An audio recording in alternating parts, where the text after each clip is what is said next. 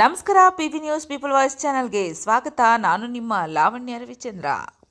ಅವಿಭಜಿತ ಕೋಲಾರ ಜಿಲ್ಲೆಯ ಹಿರಿಯ ಪತ್ರಕರ್ತರು, ನೀರಾವರಿ ಹೋರಾಟಗಾರರು ಹಾಗೂ ಕೋಲಾರ ಕಾರ್ಯನಿರತ ಪತ್ರಕರ್ತರ ಸಂಘದ ಅಧ್ಯಕ್ಷರಾಗಿ ಕಾರ್ಯನಿರ್ವಹಿಸಿ ಹೊನ್ನುಡಿ ಪತ್ರಿಕೆಯ ಸಂಪಾದಕರಾಗಿ ಜನಪರ ಪತ್ರಿಕೋದ್ಯಮದ ಮೂಲಕ ಜನಾನುರಾಗರಾಗಿದ್ದ ಹೊನ್ನುಡಿ ಪ್ರಭಾಕರ್ ಅವರ ನಿಧನಕ್ಕೆ ಜಿಲ್ಲಾ ಕಾರ್ಯನಿರತರ ಪತ್ರಕರ್ತರ ಸಂಘದ ವತಿಯಿಂದ ಪತ್ರಕರ್ತರ ಭವನದಲ್ಲಿ ಸಂಘದ ಜಿಲ್ಲಾಧ್ಯಕ್ಷರಾದ ವಿ ರವಿಕುಮಾರ್ ಅವರ ಅಧ್ಯಕ್ಷತೆಯಲ್ಲಿ ಶ್ರದ್ಧಾಂಜಲಿ ಸಲ್ಲಿಸುವ ಸಭೆಯನ್ನು ಹಮ್ಮಿಕೊಳ್ಳಲಾಗಿತ್ತು.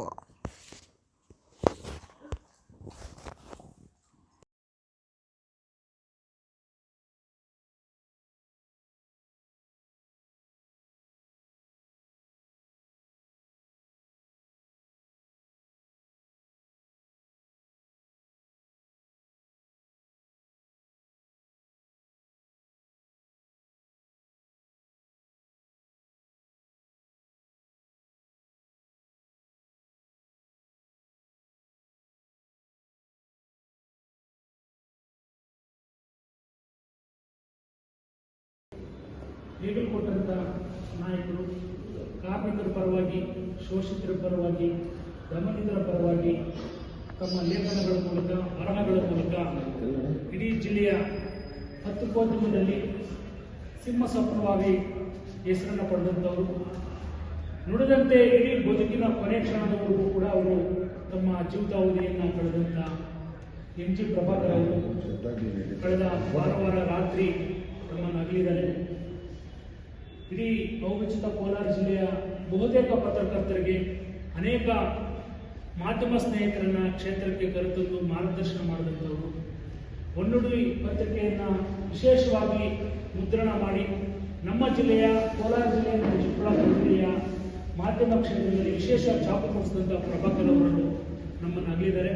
ಅವರಿಗೆ ನಮ್ಮ ಚಿಕ್ಕಬಳ್ಳಾಪುರ ಜಿಲ್ಲಾ ಕಾರ್ಯನಿರತ ಪತ್ರಕರ್ತರ ಸಂಘದ ಪರವಾಗಿ ಒಂದು ಸಂತಾಪ ಸಭೆಯನ್ನು ಸೂಚಿಸಬೇಕು ಅಂತ ಹೇಳಿದಾಗ ಈ ಸಭೆಗೆ ಒಪ್ಪಿಗೆ ಕೊಟ್ಟು ಆಗಮಿಸಿರ್ತಕ್ಕಂಥ ನಮ್ಮ ಸಂಘದ ಜಿಲ್ಲಾಧ್ಯಕ್ಷರಾಗಿರ್ತಕ್ಕಂಥ ರವಿಕುಮಾರ್ ಅವರು ಕೂಡ ಈ ಸಂದರ್ಭದಲ್ಲಿ ಇದು ಮಾಡ್ತೀನಿ. ಅದೇ ರೀತಿಯಾಗಿ ಕಾರ್ಯಕ್ರಮದಲ್ಲಿ ಉಪಸ್ಥಿತಿ ಇರ್ತಕ್ಕಂಥ ನಮ್ಮ ರಾಜ್ಯ ಸಮಿತಿ ಸದಸ್ಯರಾದಂಥ ಚಂದ್ರಶೇಖರ್ ಅವರು, ಹಿರಿಯ ಪತ್ರಕರ್ತರೆಲ್ಲರೂ ಕೂಡ ಈ ಕಾರ್ಯಕ್ರಮದಲ್ಲಿ ಉಪಸ್ಥಿತಿ ಇರಿದೆ. ನೀವೆಲ್ಲರೂ ಕೂಡ ಅವರಿಗೆ ಪುಷ್ಪಾರ್ಚನೆ ಮಾಡುವ ಮುಖಾಂತರ ಅವರಿಗೆ ಶ್ರದ್ಧಾಂಜಲಿ ಸಲ್ಲಿಸಬೇಕು. ಆ ಮೂಲಕ ಮತ್ತೆ ಒಂದೆರಡು ನಿಮಿಷ ಮೌನಾಚರಣೆ ಮಾಡೋಣ ಅಂತ ತಮ್ಮಲ್ಲಿ ಮನವಿ ಮಾಡ್ತೇನೆ. ಯಾಕಂತ ಹೇಳಿದ್ರೆ ನಾನು ಇವತ್ತು ಪತ್ರಕರ್ತನಾಗಿರಬೇಕು ಅಂತ ಹೇಳಿದ್ರೆ ಅದಕ್ಕೆ ನಮ್ಮ ಹೊನ್ನುಡಿ ಪ್ರಭಾಕರ್ ಅವರು ಕೂಡ ಕಾರಣ. ಯಾಕಂತ ಹೇಳಿದ್ರೆ ನಾನು ಕೋಲಾರಲ್ಲಿ PG ಮುಗಿಸ್ಕೊಂಡು ಬಂದಂಥ ಸಂದರ್ಭದಲ್ಲಿ ಸುಮಾರು 2001ರಲ್ಲಿ ಆಗ ನನಗೆ ಪತ್ರಿಕೋದ್ಯಮದ ಗಂಧಗಾಲ ಎಷ್ಟು ಗೊತ್ತಿರಲಿಲ್ಲ. ಆ ಸಂದರ್ಭದಲ್ಲಿ ಯಾರೋ ಸ್ನೇಹಿತರು ಪರಿಚಯ ಮಾಡಿಸಿದಾಗ ನಾನು ಪೇಪರ್ ಓದೋ ಅಭ್ಯಾಸ ತುಂಬ ಇತ್ತು. ಹಾಗೇನೆ ನಾವು ಯಾಕೆ ಬರೀಬಾರ್ದು ಅಂತ ನೋಡಿದಾಗ ಅದರಲ್ಲೂ ಕೂಡ ಕೋಲಾರದಂಥ ಪತ್ರಿಕೆಗಳಲ್ಲಿ ಹೊನ್ನುಡಿ, ಕೋಲಾರ ಪತ್ರಿಕೆ ಇಂಥ ಪತ್ರಿಕೆಗಳು ಹೆಚ್ಚು ಚಿಕ್ಕಬಳ್ಳಾಪುರದಲ್ಲಿ ಒಡನಾಟ ಇತ್ತು. ಅಂಥ ಸಂದರ್ಭದಲ್ಲಿ ಯಾರೋ ಹೀಗೆ ನನಗೆ ಪರಿಚಯ ಮಾಡಿಸಿದ್ರು ಹೊನ್ನುಡಿ ಪ್ರಭಾಕರ್ ಅವರು. ಆವತ್ತಿಂದ ನಾನು ಅವ್ರನ್ನ ಗಮನಿಸ್ತಾ ಇದ್ದೀನಿ.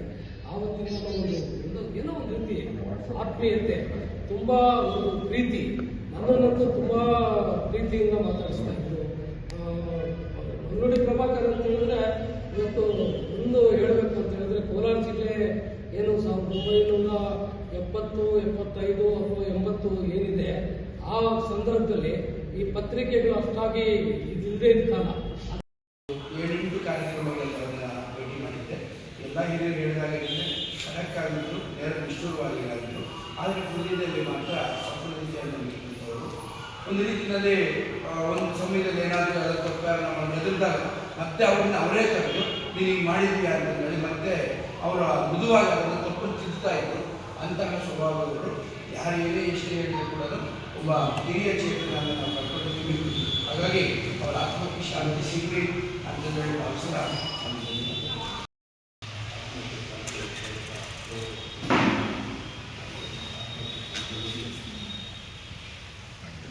ಕೋಲಾರ ಜಿಲ್ಲೆಯಲ್ಲಿದ್ದಾಗ ನಾನು ಸಾಕಷ್ಟು ಬರೆಯುವಂಥ ಮಾತಾಡಿದ್ದೀನಿ. ಅವರ ಮಾರ್ಗದರ್ಶನ ಪಡೆದಿದ್ದೀನಿ. ಕೇವಲ ವಿಶ್ವವಾಗಿ ಮಾತಾಡ್ತಾ ಇದ್ದೆ. ಅನೇಕ ಸಭೆ ಕೋಲಾರ ಜಿಲ್ಲೆ ಆದ ನಂತರ 2008ರಲ್ಲಿ ಅವರು ಬಂದು ಚಿಕ್ಕಬಳ್ಳಾಪುರ ಮುಂದೆ ನಾವೆಲ್ಲ ಇದ್ದಾಗ ನನ್ನ ಮತ್ತು ಶ್ರೀರಾಮ್ ಸಾರನ್ನು ನಮ್ಮನ್ನು ಕಾರ್ಯಾಧ್ಯಕ್ಷರನ್ನಾಗಿ ಮಾಡ್ತಾಯಿದ್ದೀವಿ ಅಂತೇಳಿ ನನಗೆ ಜವಾಬ್ದಾರಿಯನ್ನು ಕೊಟ್ಟಿದ್ದು ನಾನು ಅವರಿಗೆ ಸದಾ ತಿಳುವಳಿಕೆಯಾಗಿರ್ತೇನೆ. ನಂತರ ಶ್ರೀರಾಮ್ ಸಾರನ್ನು ಕಾರ್ಯದರ್ಶಿಯಾಗಿದ್ದೀನಿ. 78 ಅಂತ ಕಾಣುತ್ತೆ. 75ರಲ್ಲಿ ಮೊದಲು ಕೋಲಾರ ಪತ್ರಿಕೆ ಬಂತು. ಎರಡೂ ಜಿಲ್ಲೆಗಳಲ್ಲಿ ಮೊಟ್ಟಮೊದಲ ದೈನಿಕ ಕೆ ಕರ್ನಾಟಕದ ಯಾವಾಗ ಕೋಲಾರ. 78ರಲ್ಲಿ ಮನೆ NG ಪ್ರಭಾಕರ್, ಜಯದೇವಪ್ಪ ಅಂತ ಒಬ್ಬ ಕಾಫಿ ಪ್ಲಾಂಟರ್, ಸಿ ಸೋಮಶೇಖರ್ ಅಂತ ಎಕ್ಸ್-ಮುನ್ಸಿಪಲ್ ಪ್ರೆಸಿಡೆಂಟ್, ಈ 3 ಜನ ಕರೆಕ್ಟ್ ಹೇಳ್ತಾನೆ. ಆ 3 ಜನ ಸೇರಿ ಸಂಯುಕ್ತವಾಗಿ ಒನ್ನುಡಿ ಪತ್ರಿಕೆಯನ್ನು ಸ್ಥಾಪನೆ ಮಾಡಿದ್ರು. ನಾನು 80ರಿಂದ 82, 83ವರೆಗೂ ಈ ಚಿಕ್ಕಬಳ್ಳಾಪುರದಲ್ಲಿ ವರದಿಗಾರ. ಪ್ರಭಾಕರ್ ಅವರು ಬಹಳ ನಿಷ್ಠೂರವಾದಂಥ ಪತ್ರಕರ್ತರು, ಯಾರಿಗೂ ರಾಜಿ ಮಾಡ್ಕೊತಾ ಇಲ್ಲ. ಈವನ್ ಅಂದಿನ ಕಾಲದಲ್ಲೇ ಪ್ರಭಾವಿ ರಾಜಕಾರಣಿ ಸಿ ಬೈರೇಗೌಡರು ಬರೆದಿರ್ತಾರೆ ಒಂದು ಸಣ್ಣ ಪತ್ರಿಕೆ. ಅದಾದ್ಮೇಲೆ ನಾನು ಚಿಕ್ಕಬಳ್ಳಾಪುರವಾಣಿ ಅಂತ ಒಂದು ಸಣ್ಣ ಪತ್ರಿಕೆ ಸೇಮ್ ಒನ್ನುಡಿ ಕೆಲಸ ಮಾಡಿದ್ದೆ. ಅವತ್ತಿನ ದಿನಗಳಲ್ಲೇ ಸಮಾಜದಲ್ಲಿ ಪತ್ರಿಕೆಗಳು, ನಮ್ಮ ಪತ್ರಿಕೆಗಳಲ್ಲಿ ಬಂದಂಥ ಸುದ್ದಿ, ನಿಮಗೆ ಉದಾಹರಣೆಗೆ ಯಾವ ಒಬ್ಬ ವಿಲೇಜ್ ಅಕೌಂಟೆಂಟು, ಒಬ್ಬ ರೆವಿನ್ಯೂ ಇನ್ಸ್ಪೆಕ್ಟ್ರು, ಗೌರ್ಮೆಂಟ್ ಡಾಕ್ಟರ್ನೆಲ್ಲ ನಾವೇನೋ ಬರೆದ್ರೆ ಅದನ್ನು ಮಾರ್ಕ್ ಮಾಡಿ ಕಟಿಂಗ್ನ ವಾರ್ತಾ ಇಲಾಖೆಗೆ ಅವರು ಹೈಯರ್ ಆಫೀಸರ್ ಕಳಿಸೋರು. ಇವಾಗ ತಹಸೀಲ್ದಾರ್ನ ನಾನೇನೋ ಒಂದು ಆರೋಪ ಮಾಡಿದೆ ಅಂದ್ಕೊಳ್ಳಿ, ಯಾವುದಾದ್ರು ದುಡ್ಡು ತಗೊಂಡು ಜಮೀನು ಇದು ಮಾಡೋದಾಗ ಅದನ್ನ ಕಟಿಂಗ್ ಮಾಡಿ DC ಗೊತ್ತಾಗೋದು. DC ಎಕ್ಸ್ಪ್ಲೇಷನ್ ಕೇಳೋದು, ಇದಕ್ಕೆ ನೀವು ಸಮಜಾಯಿತಿ ಕೊಡೋದು. ಆ ದಿನಗಳು ನಾವು ನೋಡಿದ್ದೀವಿ. ಇವತ್ತು ಬಿಡಿ, ಇವತ್ತು ಬಗ್ಗೆ ನಾವು ಮಾತಾಡಕ್ಕೆ ಹೋಗಲ್ಲ. ಹೊಲಸಾಗಿದೆ, ರಿಪೇರಿ ಮಾಡೋಕ್ಕಾಗ್ತಿರೋ ಕೆಟ್ಟೋಗಿದೆ, ಹಾಳಾಗೋದು. ಅವತ್ತಿನಿಂದಲೇ ಪ್ರಭಾಕರ್ ಪತ್ರಕರ್ತ ಒಬ್ಬನೇ ಅಲ್ಲ, ಅದು ಒಂಥರ ರಾಜಕೀಯ ಗರಡಿಯನ್ನು ಗೊತ್ತಾಗಲಾರ್ದು. ಬಹುತೇಕ ಯಾರೋ ಅವತ್ತು ಸಮಾಜದ ಚಿಂತಕರು, ಎಡಪಂಥೀಯವರು, ಈ ಕಮ್ಯುನಿಸ್ಟರು, DSS ಅವ್ರಿಗೆಲ್ಲ ಒಂದು ಆಶ್ರಯ ತಾಣ ಆಗಿತ್ತು. ಒನ್ನುಡಿ ಆಗಿತ್ತು, ಅದರಲ್ಲೇ ಎದುರಿಕೆ ಆಗಿತ್ತು. ಆಮೇಲೆ ಅದರ ಒಂದು ವಿಶೇಷ ಅಂದರೆ ಒಂದು ಒಂದಲ್ಲೂ ಅಂತ ಬರೆಯೋದು, ಭಾಳ ಶಾರ್ಪಾಗಿ. ಕೆಲವೊಮ್ಮೆ ಹೇಳೋಕ್ಕಾಗಲ್ಲ, ಆ ಘಟನೆಯನ್ನು ಬರೆದು ಓದೋರ್ಗೆ ಅರ್ಥ ಆಗಬೇಕಿಂತವನೇ ಅಂತ.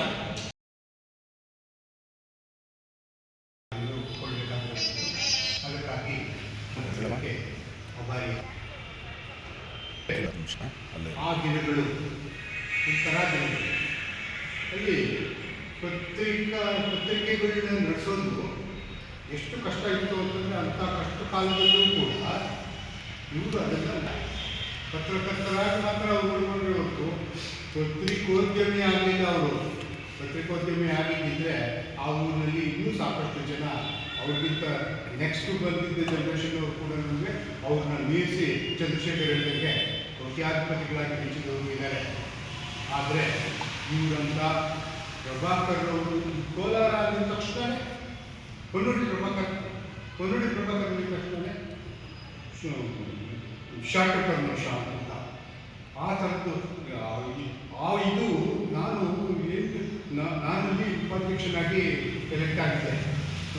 ಕೋಲಾರ ಚಿಕ್ಕಬಳ್ಳಾಪುರ ಆಡಳಿತ ಸಂಘ ಇದ್ದಲ್ಲ, ನಾನಲ್ಲಿ ಜಿಲ್ಲಾ ಉಪಾಧ್ಯಕ್ಷರಾಗಿ ನಾನು ಎಲೆಕ್ಟ್ ಆಗಿದ್ದೆ. ಅವಾಗ ಅವರು ಎಲೆಕ್ಷನ್ ಆಫೀಸರ್ ಆಗಿ ಕೆಲಸ ಮಾಡಿದ್ರು. ನನಗೆ ಇನ್ನೂ ಚೆನ್ನಾಗಿ ನೆನಪಿದೆ. ಅಷ್ಟು ಚೆನ್ನಾಗಿ ಒಂಥರ ಖಡಕ್ ಮನುಷ್ಯ ಬಿಡಿ. ಆ ಖಡಕ್ ಮನುಷ್ಯರು ಇತ್ತೀಚಿನ ದಿನಗಳಲ್ಲಿ ಒಳ್ಳೆ ಕಡಿಮೆ ಆಗೋಗಿದ್ದಾರೆ.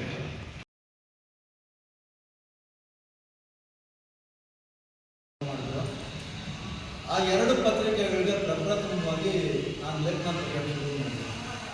ಅದಾದ ನಂತರ ಚಿಕ್ಕಬಳ್ಳಾಪುರಕ್ಕೆ ಸೀಮಿತವಾಗಿದ್ದಂತಹ ನನ್ನ ಲೇಖನಗಳನ್ನು ಕೋಲಾರದಿಂದ ಪ್ರಕಟಣೆ ಆಗ್ತಾ ಇದ್ದಂತಹ ಎಲ್ಲ ಪತ್ರಿಕೆಗಳು, ಸಂಚಿಕೆ ಇರ್ಬೋದು, ಅಂಗಡಿ, ಕೋಲಾರ ಪತ್ರಿಕೆ, ಕೋಲಾರ ವಾಣಿ, ಮತ್ತು ಕೋನ ಮಂಜುನಾಥನ ಪತ್ರಿಕೆ ನಡೆಸ್ತಾ ಇದ್ದೆ, ಪ್ರಿಯಾ ಪತ್ರಿಕೆ, ಈ ಎಲ್ಲ ಪತ್ರಿಕೆಗಳಿಗೂ ನಾನು ಲೇಖನಗಳು ಕಳಿಸ್ತಾ ಇದ್ದೆ. 98ನೇ ಇಸ್ವಿ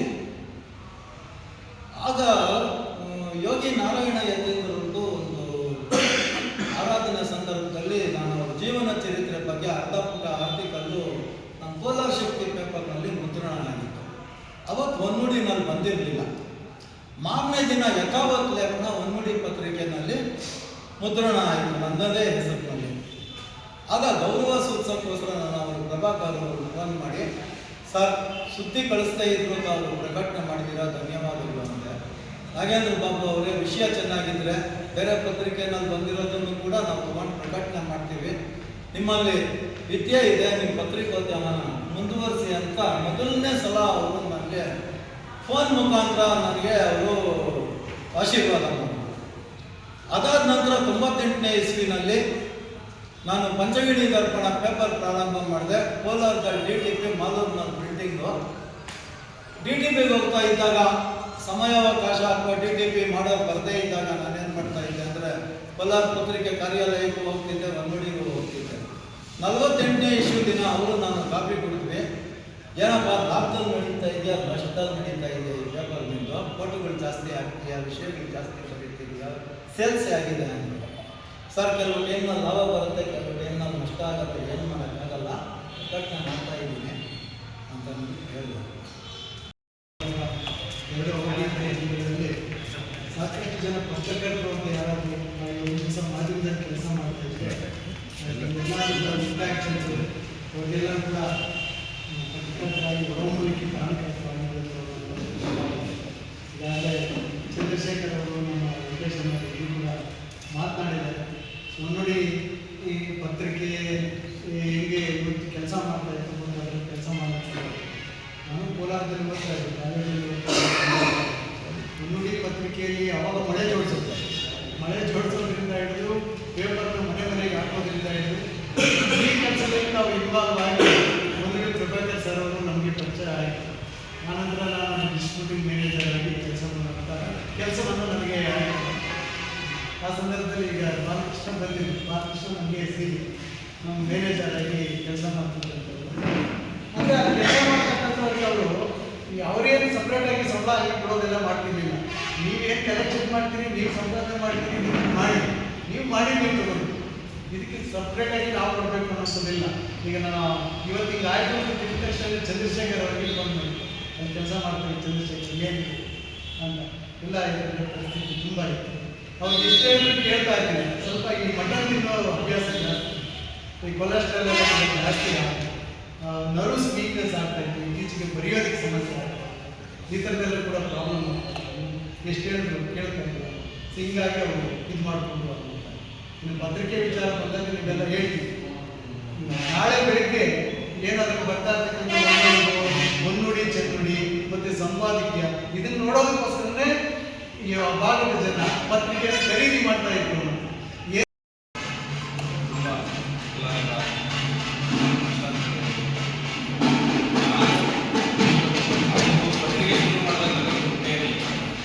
ಅವರಿಗೆ ನನ್ನ ನೇರವಾಗಿ ಅವ್ರ ಜೊತೆ ನನಗೆ ಯಾವುದೇ ಅವ್ರ ಬಗ್ಗೆ ನಾನು ನಮ್ಮ ಜಿಲ್ಲೆಯ ಹಿರಿಯ ಪತ್ರಕರ್ತರ ಜೊತೆ, ನಮ್ಮ ಬಾಲಣ್ಣ ಅವ್ರ ಜೊತೆ ಒಂದಷ್ಟು ದಿನ ಕೆಲಸ ಮಾಡುವಂಥ ಸಂದರ್ಭದಲ್ಲಿ ಬಾಲಣ್ಣ, ನಮ್ಮ ಸೋಮಣ್ಣ ಅವರು, ನಾಗೇಂದ್ರ ಬಾಬು ಸರ್ ಅವರು, ವೆಂಕಟನಾರಾಯಣ ಸರ್ ಅವರು, ಜಿಲ್ಲಾಧಿಕಾರಿ ಅವರು, ನಾವು ಹಿಂಗೆ ಒಂದಷ್ಟು ಪತ್ರಕರ್ತರು ಸೇರಿದು ಚರ್ಚೆ ಮಾಡುವಂಥ ಸಂದರ್ಭದಲ್ಲಿ ಅವರ ವಿಚಾರಗಳನ್ನು ಕೋಲಾರ ಮುನ್ನುಡಿ ಪ್ರಭಾಕರ್ ಅವರ ಬಗ್ಗೆ ಅಷ್ಟೊಂದು ನೇರ ನಿಷ್ಠುರವಾಗಿ ತುಂಬ ಪ್ರಾಮಾಣಿಕವಾಗಿ ಪತ್ರಕರ್ತನ ಒಂದು ಕಾರ್ಯವನ್ನು ಮಾಡ್ತಾ ಇದ್ದವರು. ಸೊ ಈಗಾಗಲೇ ಸಾಕಷ್ಟು ಜನ ಹೇಳಿದ್ದಾರೆ ಅವರ ಒಂದು ಕಾರ್ಯವನ್ನು. ನಿಜಕ್ಕೂ ಕೂಡ ನಮ್ಮ ಅವಳಿ ಜಿಲ್ಲೆಗಳಲ್ಲಿ ನೂರಾರು ಪತ್ರಕರ್ತರನ್ನು ತಯಾರು ಮಾಡಿದ್ದಾರೆ.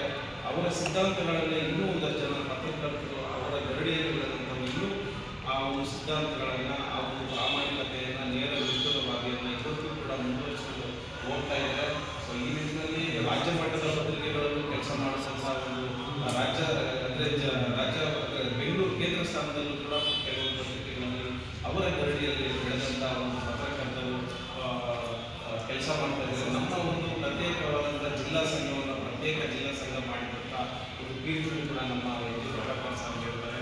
ಸೊ ನಮ್ಮ ಜಿಲ್ಲಾಧಿಕಾರಿ ಅವರು ಹೇಳಿದಂಗೆ ಪ್ರತ್ಯೇಕ ಜಿಲ್ಲೆ ಮಾಡಿದ ಸಂದರ್ಭದಲ್ಲಿ ಅವರನ್ನ ಪ್ರಾಥಮಿಕ ಅಧ್ಯಕ್ಷರನ್ನಾಗಿ ಮಾಡಿದರು. ಹಾಗಾಗಿ ನಮ್ಮ ಒಂದು ಸಂಘ ಪ್ರತ್ಯೇಕ ಆಗುವ ವಿಚಾರ ಇಡೀ ಕೋಲಾರ, ಚಿಕ್ಕಬಳ್ಳಾಪುರ ಎರಡೂ ಜಿಲ್ಲೆಗಳಲ್ಲಿ ಪತ್ರಕರ್ತರ ವೃತ್ತಿಗೆ, ಪತ್ರಕರ್ತರ ಒಂದು ಆ ಒಂದು ವ್ಯವಸ್ಥೆಗೆ ತುಂಬ ಘನತೆಯನ್ನು ತಂದುಕೊಟ್ಟಿದ್ದಾರೆ. ಆ ಒಂದು ವ್ಯವಸ್ಥೆಗೆ ತುಂಬ ಪಾರದರ್ಶಕವಾಗಿ ತಮ್ಮ ಪತ್ರಕರ್ತ ಜೊತೆಗೆ ಸಾಮಾಜಿಕ ಚಿಂತನೆಗಳನ್ನು, ಸಾಮಾಜಿಕ ಹೋರಾಟಗಳನ್ನು ಕೂಡ ಮುಂಚೂಣಿಯಲ್ಲಿ ನಿಲ್ಲುವ ಮೂಲಕ ಪತ್ರಕರ್ತ ಸಮಾಜದ ಜೊತೆ ಸದಾ ವ್ಯವಸ್ಥೆ ಜೊತೆ ಎಲ್ಲ ನಿರಂತರವಾಗಿರ್ತಾರೆ. ಮಟ್ಟದಲ್ಲಿ ಅದನ್ನು ನೀರು ಹೋರಾಟ ಹೋರಾಟ ಹೇಳಿದ್ರು. ಎಲ್ಲ ಸಮಾಜದಲ್ಲಿ ನೀರಾವರಿ ಹೋರಾಟ ಆಗಿರ್ಬೋದು, ರೈತರ ಪರ ಸಂಘಟನೆಗಳು, ದಲಿತ ಪರ ಸಂಘಟನೆಗಳು ಎಲ್ಲರಿಗೂ ಮಾರ್ಗದರ್ಶನ ಎಲ್ಲ ಸಂಘಟನೆಗಳಲ್ಲೂ ಸಕ್ರಿಯವಾಗಿ ಎಲ್ಲಿ ಅನ್ಯಾಯ ಆದರೆ ಅಲ್ಲಿ ಸೆಳೆದೇಳುವಂಥ ಒಂದು ಮನಸ್ಥಿತಿಯನ್ನು ಇಟ್ಕೊಂಡಿದ್ದಂಥ ಒಬ್ಬ ನಮ್ಮ ಹಿರಿಯ ಪತ್ರಕರ್ತರು ಅವರು ನಮ್ಮನ್ನು ಅಗಲಿರುವುದು ನಮಗೆ ತುಂಬಲಾರದು. ಹೀಗಾಗಿ ಅವರಿಗೆ ನಮ್ಮ ಜಿಲ್ಲಾ ಸಂಘದಿಂದ ಈಗಾಗಲೇ ಸಂತಾಪ ಸಭೆಯನ್ನು ಏರ್ಪಡಿಸುವಂಥ ಅವರಿಗೆ ಕೊಡ್ತಾ ಇರುವಂಥ ಗೌರವ, ಅವರ ಒಂದು ನನಗೂ ಕೂಡ ತುಂಬ ಒಂದಷ್ಟು ಮಾಹಿತಿಗಳು ಗೊತ್ತಿಲ್ಲ. ಈ ರೀತಿ ಹಿರಿಯರು ಯಾಕೆ ನಮ್ಮ ಪತ್ರಕರ್ತರಿಗೆ ಹಿರಿಯ ಪತ್ರಕರ್ತರು ಬೇಕು ಅಂತಂದರೆ ಕೆಲವೊಂದು ಗೊತ್ತಿಲ್ಲದೆ ಇರುವಂಥ ವಿಚಾರಗಳನ್ನ ತಿಳ್ಕೊಳ್ಳುವಂಥ ಅನಿವಾರ್ಯ ನಮಗೆ ಬೇಕಾಗುತ್ತೆ. ಹಾಗಾಗಿ ಇವತ್ತು ಎಷ್ಟು ಜನ ಹಿರಿಯ ಪತ್ರಕರ್ತರು, ಚಂದ್ರು ಸರ್ ಆಗಿರ್ಬೋದು, ಸೋಮಣ್ಣ ಆಗಿರ್ಬೋದು, ನಾಗೇಂದ್ರ ಸರ್ ಆಗಿರ್ಬೋದು, KS ಒಂದಷ್ಟು ಮಾಹಿತಿ ಜಿಲ್ಲಾಧಿಕಾರಿಗಳು ಹಿರಿಯ ಪತ್ರಕರ್ತರು ನಮಗೆ ಗೊತ್ತಿದ್ದು ಅವರ ಒಂದು ಮಾಹಿತಿಯನ್ನು ತಿಳ್ಕೊಳ್ಳುವಂಥ ಒಂದು ಪ್ರಯತ್ನ ಇಲ್ಲ ಆಯಿತು. ಹೀಗಾಗಿ ಅವರ ಒಂದು ಸಾವಿಗೆ ಮತ್ತೊಮ್ಮೆ ನಮ್ಮ ಜಿಲ್ಲಾ ಸಂಘದಿಂದ ಸಂದರ್ಭ ತಿಳಿಸ್ತಾ